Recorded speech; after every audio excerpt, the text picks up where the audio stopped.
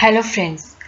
आज हम organisation development and change के अंदर करेंगे कि जब ऑर्गेनाइजेशन के अंदर चेंजेस इंट्रोड्यूस की जाती हैं तो वहाँ पे रेजिस्टेंस होती है। तो ऑर्गेनाइजेशन जो है उस रेजिस्टेंस को कैसे मैनेज करती है। सबसे पहले हम देखते हैं कि जब भी ऑर्गेनाइजेशन के अंदर चेंजेस आती हैं तो देखो कुछ लोग जो होते हैं विलिंगली एक्सेप्ट कर लेते हैं। उनको लगता है कि चेंज जो है उनकी बेटरमेंट के लिए है। देखो कुछ लोग जो है बहुत ज़्यादा रजिस्ट करते हैं। उनको लगता है कि चेंज जो है that is not suitable for the organisation. और कुछ लोग जो होते हैं कि आधे विलिंग होते हैं आधे रेजिस्ट करते हैं। पर नए एक्सपीरियंस और चेंज को मतलब प्रेशर डाला जाए तो वो आसानी के साथ एक्सेप्ट कर लेते हैं। देखो जो रिजेक्शन होता है यहाँ पे जो लोग होते हैं आउटराइटली जो है चेंज को रिजेक्ट कर देते हैं, चेंज को इंट्रोड्यूस ही नहीं होने देते। अब हम देखते हैं कि जो ऑर्गेनाइजेशंस के अंदर रेजिस्टेंस होती है वो मतलब क्यों होती है ऑर्गेनाइजेशन के लिए। एक तो देखो रेजिस्टेंस एज ए कॉस्ट भी होती है, एक रेजिस्टेंस एज ए बेनिफिट भी होती है। देखो एज ए कॉस्ट इस तरह से होती है कि अगर ऑर्गेनाइजेशन चेंजेस करती है और लोग जो है उसको रेजिस्ट करते हैं तो वो ऑर्गेनाइजेशन के लिए प्रॉब्लमेटिक हो सकती है। ऑर्गेनाइजेशन के लिए कई बार कॉस्ट, क्योंकि अगर ऑर्गेनाइजेशन ने सर्वाइव करना है तो उसको चेंजेस जो हैं इनकॉर्पोरेट करनी पड़ती है। तो अगर रेजिस्टेंस होती है तो रेजिस्टेंस को कैसे मैनेज करना है। कई बार क्या होता है कि ऑर्गेनाइजेशन के लिए वो कॉस्ट होती है। जैसे बजाज के अंदर क्या था कि उन्होंने नया प्लांट जो था लगाना था, उसने पुराने प्लांट से उसको दूर ही रखा क्योंकि उसको लगा कि जो ओल्ड प्लांट का कल्चर था वो नए प्लांट को भी इफ़ेक्ट करेगा।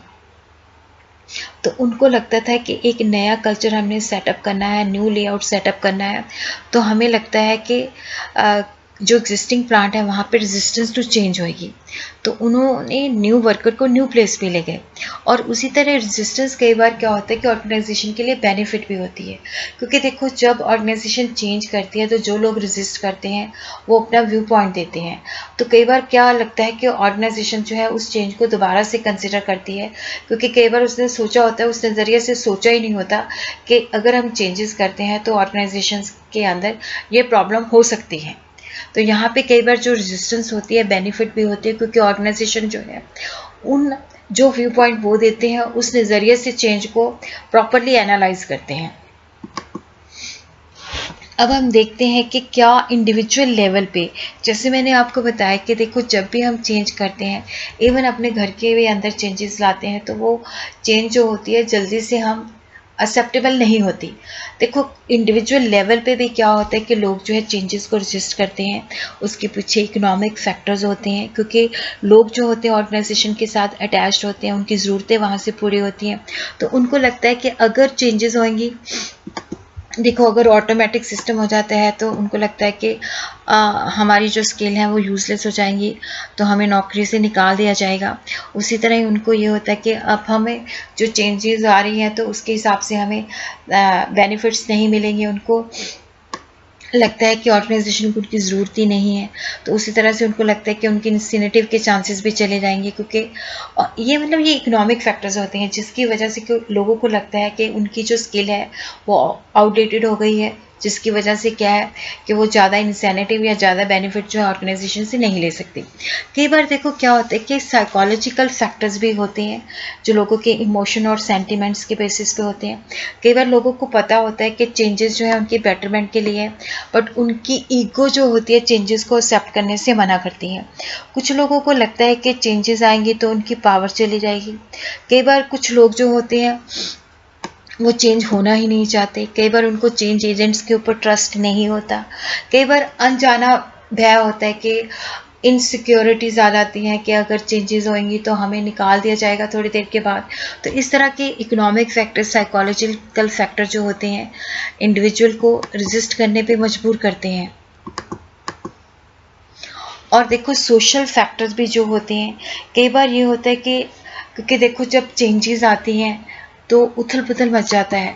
तो हमारा डिपार्टमेंट चेंज हो जाता है, जिन लोगों के साथ हमारा उठना बैठना होता है वो नहीं हो पाता। तो लोग जो है, क्योंकि जो बेसिकली जिन लोगों के साथ हमारी बनती है, जिन लोगों के साथ हम आते जाते खाते पीते हैं ऑर्गेनाइजेशंस के अंदर, तो वो सोशल इंटरेक्शन भी उन्हीं के साथ करना चाहते हैं, तो कई बार वो डिस्टर्ब हो जाता है।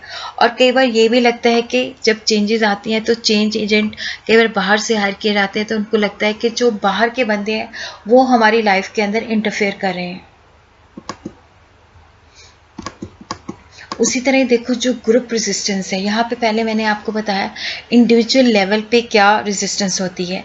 देखो कई बार क्या होता है कि ग्रुप के अंदर कोहेसिवनेस कैसी है, क्योंकि देखो जो ग्रुप के अंदर कोहेसिवनेस है, अगर तो ग्रुप के अंदर पॉजिटिव कोहेसिवनेस है, चेंज को बढ़िया मानते हैं, तो वहाँ पे चेंज करनी जो है ईजी हो जाती है। कई बार देखो चेंज एजेंट और जो टारगेट जिन पे चेंज करनी है अगर सेम ग्रुप के हैं तो कोई रेजिस्टेंस नहीं होती।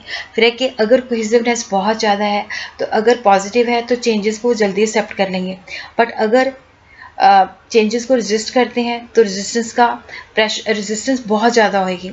और उसी तरह क्या होता है कि कई बार ग्रुप की प्रेस्टीज जो होती है आड़े आ जाती है, क्योंकि ग्रुप के जो डोमिनेंट लीडर्स होते हैं वो रेजिस्ट करते हैं, तो मेंबर्स को भी उनके साथ चलना पड़ता है। तो इसी तरह क्या होता है कि जैसे ग्रुप के नॉर्म्स वगैरह चेंज होते हैं, तो लोग ये बात जो है हजम नहीं कर पाते। और कुछ लोगों की क्या होता है कि वेस्टेड इंटरेस्ट होते हैं, उनको लगता है कि अगर चेंजेस आ जाएंगी तो हमारी पावर चली जाएगी, हमारी पोजीशन नहीं रहेगी, तो इस वजह से क्या होता है कि वो चेंजेस को रेजिस्ट करते हैं। उसी तरह हम देखते हैं कि कई बार जो ऑर्गेनाइजेशन होती है, जो उसकी भी फिलॉसफी होती है, वो भी जल्दी से चेंज को एक्सेप्ट नहीं करती। उसको लगता है कि जैसे पास में भी तो हमने ऐसे ही सक्सेस प्राप्त की थी, तो अब हमें क्या ज़रूरत है चेंज करने के लिए। तो ऑर्गेनाइजेशन भी जो है स्टेबिलिटी चाहती है, डिसइक्विलिब्रियम नहीं चाहती। कई बार सोर्सेज जो होते हैं लिमिटेड होते हैं, तो जिसकी वजह से भी क्या होता है कि वो चेंजेस नहीं करना चाहती।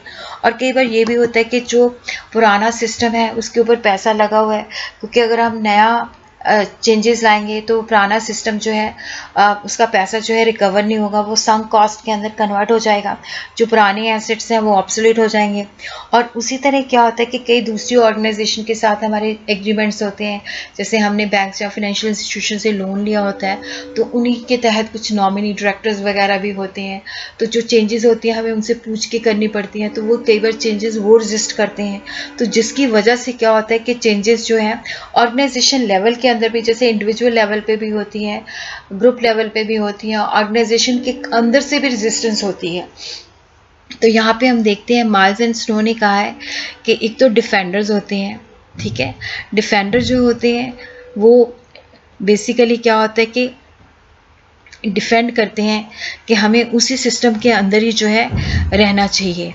और जो प्रॉस्पेक्टर्स होते हैं ये कहते हैं कि हमें नए नए मतलब जो है नई नई चेंजेस करनी चाहिए।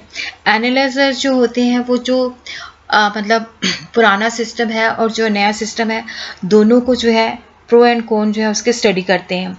रिएक्टर जो होते हैं वो देखते हैं कि स्पेसिफिक इन्वायरमेंट के अंदर क्या चेंजेस आ रही हैं, तो वो बेसिकली वो देखते हैं कि कैसे हमने जो चेंजेस हैं क्या हमारे लिए जो सुटेबल है कि हम इनको अपनी ऑर्गेनाइजेशन के अंदर इंट्रोड्यूस करें।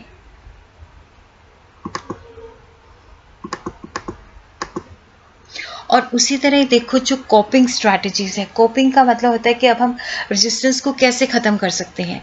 इंडिविजुअल लेवल पे तो क्या होता है कि अगर हम चेंजेस के अंदर लोगों को इन्वॉल्व करते हैं, उनकी कमिटमेंट लेते हैं, और यहाँ पे जो लीडरशिप है उनको पॉजिटिव वे से कन्विंस कराता है, उनको ट्रेनिंग एंड काउंसलिंग दी जाती है, तो देखो यहाँ पे क्या होता है कि इंडिविजुअल की जो एटीट्यूड है, जो उसकी नेगेटिव जो है उसको पॉजिटिव के अंदर कन्वर्ट किया जा सकता है। और उसी तरह क्या है ग्रुप लेवल के अंदर भी क्या होता है कि ग्रुप के